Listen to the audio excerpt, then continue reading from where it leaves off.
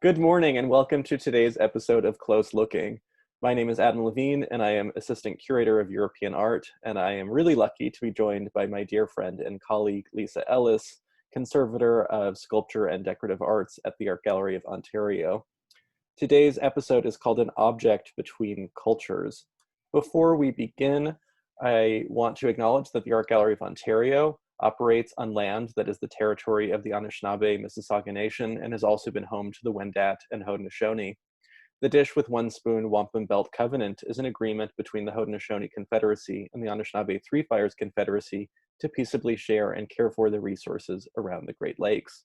Toronto is also governed by a treaty between the federal government of Canada and the Mississaugas of the Credit Anishinaabe Nation. Toronto has always been a trading center for First Nations. So Lisa and I have worked together for many years, and in fact, at the AGO, one of the things that I think I'm proud of most is how closely conservators and curators work together creatively and care for our collections. Lisa and I are so lucky to work together on the Thomson Collection of European Art at the AGO, which has many thousands of incredible objects. But the one that we've chosen today is one that Lisa and I have admired for many years together and is currently on view in the galleries in a standalone case, so you can go and look at it closely yourself. It is a reliquary that we say is made between two cultures. And here it is. So a reliquary is a container made to enshrine relics. And in this case, it's a Christian reliquary, so it's made to enshrine relics of a saint or a holy person, physical remains of a person, or objects that came in contact with a holy person for veneration.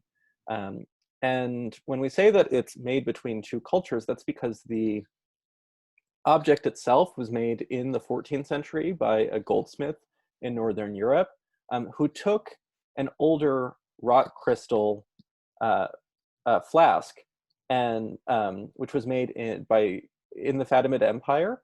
The Fatimid Empire was an Ismaili caliphate that established the city of Cairo as its capital and ruled much of North Africa from the 9th to the 12th centuries. And as I said, they were Ismaili. They trace their lineage directly to Fatima, the daughter of Muhammad. That's how they get their name, the Fatimids. And they attracted and really built an amazing culture of craftsmanship, especially rock crystal. And so we see this object is really interesting because it sort of reuses an older object from far away. And I think we'll talk about today how that reuse and the way that this object spans cultures really builds its meaning. So as I said, it contains a flask, and so it contains specifically what's called a molar flask, and it takes its name from the molar teeth because it has these cute 4 little feet at the bottom of it. Ours, it's impossible to see the feet because it's been repurposed and wrapped in this in the goldsmith's work. But I brought an example from one of our favorite museums, the Corning Museum of Glass. Lisa, you've been before, right? I've been before, and I've worked closely with their conservator, who's one of the best glass conservators in the world, Stephen Koob, and the collections are just outstanding. So one of my favorite places. I went there recently for the first time and was blown away, and I saw this, one of their Fatimid molar flasks. Of course, theirs is made of glass. Ours is rock crystal. The molar flasks, they're pretty small, and they survive in museums all around the world and in private collections. And they're, as you can see, the one, you have a great view of the Corning flask. It has a very small neck. These were probably made to contain perfumes or cosmetics, very valuable materials. And the rock crystal examples were extremely expensive, and they would have made very lavish gifts. And so one of the things that I think is so interesting about when we look at containers from the past is that just as valuable as the container was, the contents probably were even more valuable in their own time. And so that gives you a sense of just what this object is. The whole tradition of repurposing Islamic objects in medieval Europe isn't limited to ours. In fact, the Art Institute of Chicago has a pretty similar reliquary. As you can see, you have a better sense of the object they've sort of, the goldsmith in the 15th century with the Chicago example really left the entire rock crystal flask kind of standing alone, and then framed it inside a similar sort of tower, a Gothic tower. And I think that in this example, you can see that the goldsmith really appreciated the flask itself and wanted to show off the flask itself as a really special part of the object. Whereas ours, I think the goldsmith has taken more effort to kind of change the object and transform it. It underwent a sort of metamorphosis. But I think it's really worth kind of zooming into ours to understand how it works. Well, I'm glad to see this close up here, Adam, because we can, our viewers can really see that the goldsmith has had to work around this incredibly precious and brittle material. And I can tell you, as a conservator, rock crystal is one of the scariest materials, because if it breaks, we cannot fix it. There's no glue that we can use to make an invisible repair. Glasses, we can glue them up in such a way that you can hopefully not tell that they have been broken. That is not the case with rock crystal. So we can see the goldsmith here has taken the same kind of care to not do any damage by using pins, making the metalwork up in different elements, and then using pins to hold it together. And that will allow access, the sort of pinnacle to be taken off to allow access into the interior of the reliquary. And Well, this view is such a treat, because we can also see just like how skilled and how wonderful the goldsmith was, not only at protecting the rock crystal that they're working with, but also the fine details that go into making this object into a tiny medieval tower. On all four sides of the tower, we have these great little eaves with essentially little crockets, these kind of like flamboyant, leafy details that are growing up out of the roof. And on the roofs of the eaves, you see these great lattices that look like roofing tiles. But then when you look inside the eaves, you can actually see that very carefully the goldsmith has incised these cross-hatched patterns to show, to kind of show the leading and panes of glass in the windows inside this tower. There are so many tiny little details on this tabletop object, and it's just kind of thrilling to see how sweet it is, and how much care has been given to every single element of the reliquary. The object currently doesn't have a relic in it, which I think is a great thing to say right off the top. We have no human remains inside this object. It has been called a reliquary of the Holy Thorn. So the Holy Thorns are a series of relics that were connected to Jesus. Right before his crucifixion, he was made to wear a crown made out of thorns that cut up his forehead. We see this in a lot of medieval depictions of Christ walking to his crucifixion. And after his death, the crown was disassembled. And all across Europe, we have a number of reliquaries that contain these tiny little thorns that are regarded as holy because they the blood of Christ that came in contact with his body. And I think from this view, you can sort of imagine that within this object, when it contained a relic, regardless of what it was, there would have been this tiny sort of dark object in the center of this, really lavish object. And I think what's so interesting about reliquaries is that they kind of take these ugly, small, kind of what would otherwise be a kind of disgusting object, right? Whether it's a saint's tooth or their finger, or in the case of a thorn, a torture object, and they wrap them in these beautiful materials. And I've read before, one art historian put it really well, that they kind of help people to see these objects that are, from a spiritual perspective, quite beautiful, but physically quite ugly, and they transform them. And in fact, here, Adam, the crystal acts like a magnifier. So Yes. rock crystal is often used for lenses, so it's really focusing on the relic. Right, so it could even take a tiny relic and make it appear miraculously larger. The other thing that's so wonderful about the view that we have here, while you're looking at the relic, is that you'd come close up to these little gargoyles, these dragons that are so wonderfully made by the goldsmith. They have their tiny little eaves, these little architectural triangles above them, to protect them, and they're kind of hanging upside down and sticking their tongues out, like real gargoyles against a Gothic cathedral. So they're so wonderful.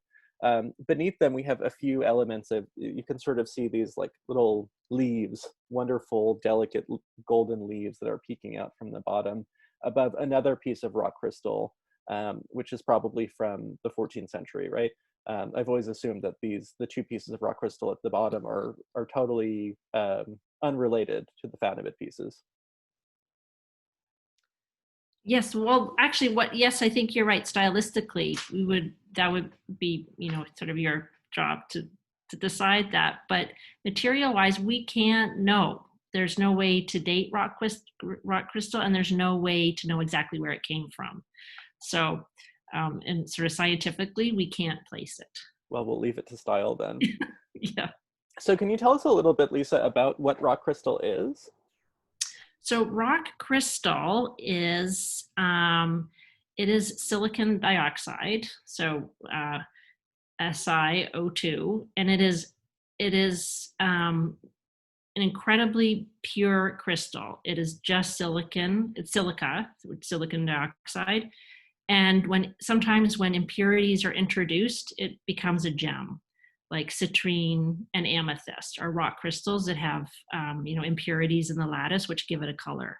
So rock crystal silica is so prevalent on Earth that it's found really all over the place. There's some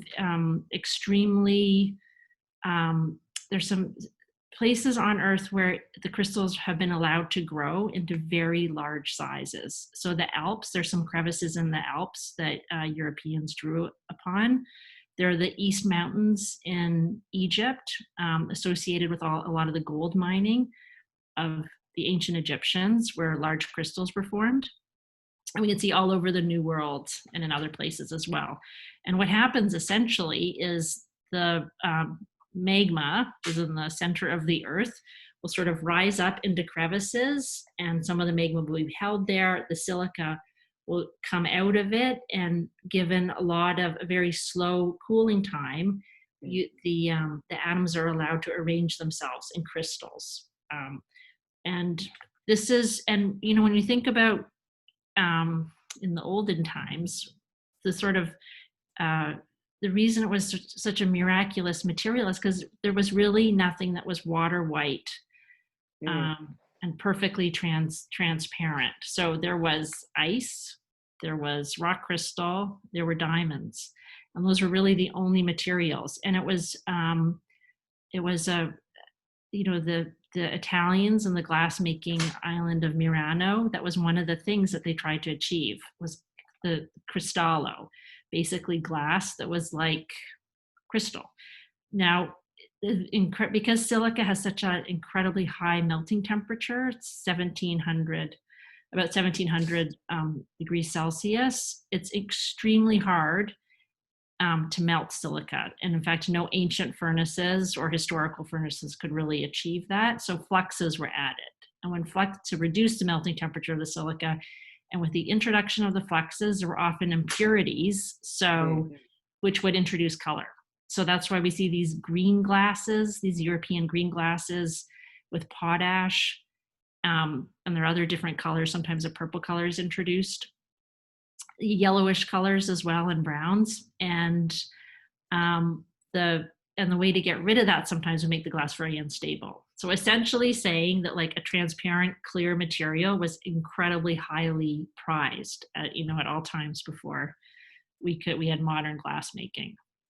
And I think it's interesting because you've raised the point to me that, in fact, there's actually a really long history of crystal mining and quartz working in Egypt that the Fatimids sort of inherited from Uh, the people a thousand years before them. Absolutely. And crystal is very hard and very hard to work. And without modern, just so we're thinking about the rarity of the material, but also with how difficult it was to work. So the only way to take a large crystal and make it into a vessel would be to grind away the surface with an abrasive and with a sort of, the bow drills or different kinds of, pretty primitive styled tools. So here we see a picture, a wall painting showing Egyptians grinding stones on a large slab. And so using an abrasive the Egyptians used was quartz, otherwise known as sand. And on the right, you can see there's some bow drills, which are being used to go into a vessel. Now, the Fatimids had better abrasives than the ancient Egyptians. They used emery, which is, so quartz and sand have a hardness on the Mohs hardness scale of 7. Emery is 8. And I think there is also, emery is a less refined version of an abrasive called corundum. And that has a Mohs hardness of 9. So if they were able to play with those abrasives, the cutting would be a little bit easier, but let's not say it was easy. And that's why these vessels were so incredibly highly valued. And when you look at the number of rock crystal vases that survive from the Fatimid production, they're very few, and some of them are incredible. The wall thickness is only a few millimeters. It's so interesting to see that there's this sort of ancient tradition, and then the Fatimids, a thousand years later, it's interesting to see that this region sort of has this long history of rock crystal production, but of course that the Fatimids really are the zenith, the apex of rock crystal production.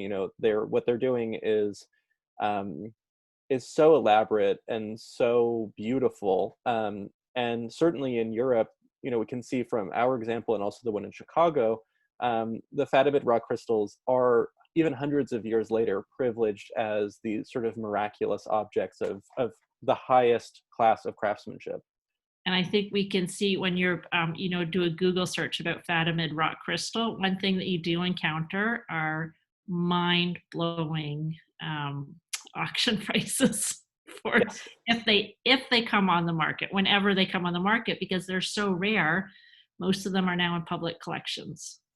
So you made the point earlier that rock crystal was privileged for its clarity, and that is really a constant in its history. And it's so interesting to see the sort of special meaning that this clarity gets assigned in Europe, and especially in Christian thinking, when it gets combined in this way to become this object of Christian faith. Christian thinkers for effectively 2,000 years have written that rock crystal, because it is so clear and it is so pure, it really sort of becomes a symbol of the Virgin Mary and her virginity, of the purity of the hearts of the saints. And so as a result, it really becomes this popular material for making depictions of this purity. So there are a few fabulous examples of statues of the Virgin Mary when she's pregnant with Jesus, where the rest of her body is made of wood or of metal, but her womb is made of rock crystal to show that her womb is pure. This association of rock crystal and the purity of the hearts of saints makes it a very popular material for reliquary production. But also, I think one thing that's really interesting here is that I think that the rock crystal in our example would have been sort of recognizably foreign, right? I think that the fact that it comes from Fatimid Egypt would have made this material, this final product, even more special, right? Because it contains this sort of far off import. And it's a way of, for the patron who commissioned this object from the goldsmith to sort of assign special value to the relic inside. And so it's really interesting because I think that this object would have been recognizably foreign in its own time. And it's probably also why we appreciate it today, because it sits sort of between these two cultures, these two totally different time periods. And then today it's sort of landed in a third place, and we appreciate it in a third time. It's lovely. It's just a wonderful thing. It is definitely one of my favorites. I'm so glad that we got to speak about it today. Yeah, so we invite you to come check it out in person at the art gallery. I hope that you'll enjoy looking closely, looking at our gargoyles, and we haven't mentioned the wonderful 3 lions that sit at the base of it, but this object is one of the treasures that we love the most, and we hope you'll love it too. Thanks for joining me, Lisa. No, you're very welcome. Thank you.